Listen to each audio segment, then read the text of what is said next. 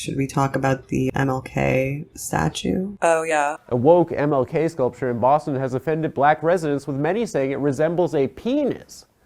Many residents are calling for the statue to be torn down, which will be difficult considering the statue already has a 450-pound white girlfriend that is living with it in the park. That's pretty funny. It's one of the fuggliest things I've ever seen. I actually kind of do like it theoretically, if not formally. Formally, as a work of art, I think it's fugly as hell and should be immediately like smelted down. But in theory, I like the idea because personally think it's a really great monument to the Ouroboros of ethno-narcissism. It's like a self-devouring snake. Yeah, it's like a Lovecraftian literal piece of shit. Yeah, it's like a colon, but also a penis shaft that the hands are jerking, which is like literally what like anti-racism in America is. It's just like a giant circle jerk. From another angle, kind of looks like someone like eating ass. Yeah. It like depicts many grotesque acts. Yeah. But most figuratively looks like, a huge black cock being held up by a pair of hands. It's like a blue ribbon pig getting a prize at the state fair. It's gross. It costs $10 million. What? 10 mil, bro. Uh-uh. I'm not really a fan of basically any public art. I loathe to see a mural. I hate that bean in Chicago. I would love to live in like a brutalist Soviet society, but this one is particularly egregious and nightmarish. You know what public sculpture I do like? If you're ever driving on the FDR, there's a really retarded and hilarious sculpture of like a Dalmatian balancing a ball on its nose, and it's like gigantic, you know? I like the Jeff Koons balloon dogs too. They kind of speak to me because they're so retarded and such a farce, and they're like trolling everybody. I'm looking at the Dalmatian taxi. It's really... It's funny. It's cute. It's cute. It's funny.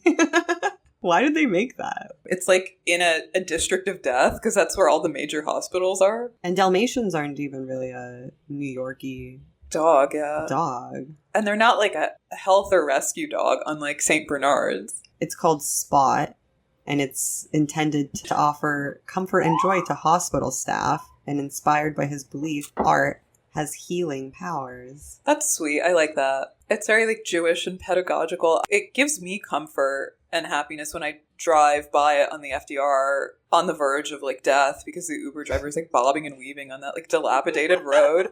The other public work that I really, really love in the city of New York is the William Wegman Weimaraner dogs rendered in mosaic. Oh, yeah. They're so cute. Those I like. Yeah, and they're wearing like cute like Eddie Bauer and J. Crew windbreakers, and you guys should check it out. They should have gotten Donald Lipsky to make the MLK monument in Boston Common. It would just be like a pit bull. This vulgar statue was allegedly based on a photograph of Martin Luther King Jr. hugging his wife, Coretta Scott King, after he had been awarded the Nobel Peace Prize.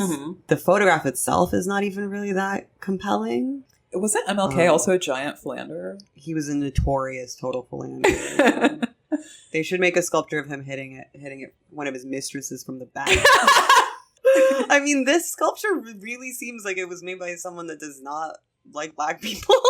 Yeah, well, the artist is black, allegedly. It's just like such a racist. Yeah, it is. It's giving racist farce. It's like if you were like not merely a vulgar racist, but a sophisticated white supremacist, and you had to make a public work like lampooning the history of like BLM and anti-racism in America, you would make this statue and put it in Boston, commemorating the plain old like garden variety narcissism of Boston libs because they love pretending that it's not one of the most racist cities. Yeah. I remember visiting Boston at like the height of the pandemic, and the racial reckoning, and every mansion in Brookline had a lawn sign that said, not Black Lives Matter, but Las Vidas Negras Importan, which is like, where are there Hispanics in Brookline except for like the landscaper and the cook and the nanny who are coming through the back door anyway?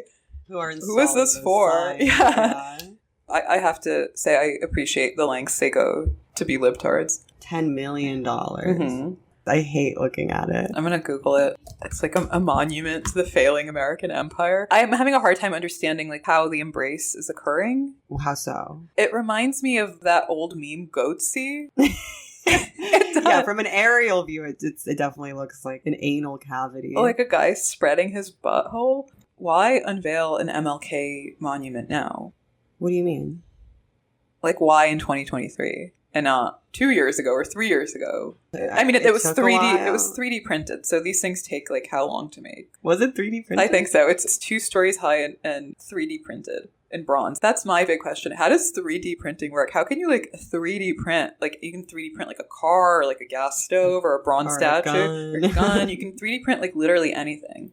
A couple weeks ago, I think they tore down like a Robert E. Lee statue in Virginia. Oh, in Boston. I'm of two minds on this because on one hand, I think that even if you don't sympathize, you should let the historical record stand, right? Like, keep all those Confederate statues up. I don't know. I don't believe in there being in whitewashing one of like the worst things that ever happened in America. But on the other hand, replacing all the old Confederate statues with like statues of like Robin DiAngelo and Abraham Kendi and whatever is cool too, because it also speaks to the historic record, but in a different, more damning way. I like the MLK like cut out of stone by the Chinese sculptor statue. It's like that one simple and classic. Yeah, it has some, it has some like force to it. Some gravitas. It speaks to our nation's solid commitment to racial justice.